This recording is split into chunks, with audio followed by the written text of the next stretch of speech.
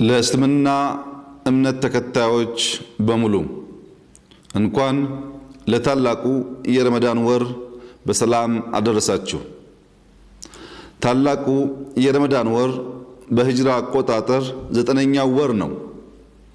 ረመዳን የተቀደሰ የጾም የጸሎትና የመንፈሳዊነት ወር ነው። በእስልምና ሃይማኖት የረመዳን ጾም ከአምስቱ የእስልምና መሰረቶች ውስጥ ይመደባል።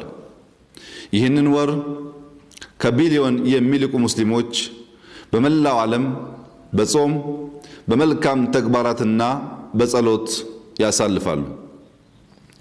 ነብዩ መሐመድ ሰለላሁ ዐለይሂ ወሰለም እንደተናገሩት በረመዳን ወር የገነት በሮች ሁሉ ይከፈታሉ፣ የገሃነም በሮች ይዘጋሉ፣ ሰይጣናት ይታሰራሉ።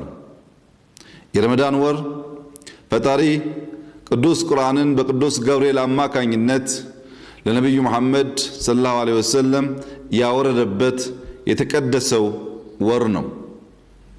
በረመዳን ወር ውስጥ ቁርአን የተወረደበት የተባረከች ሌሊት ለይለቱል ቀድር ወይም የመወሰኛይቱ ሌሊት ትባላለች።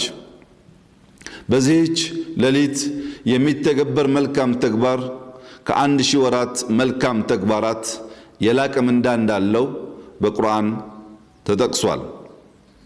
ሙስሊሞች በረመዳን ወር ለመልካም ተግባራት ይሽቀዳደማሉ።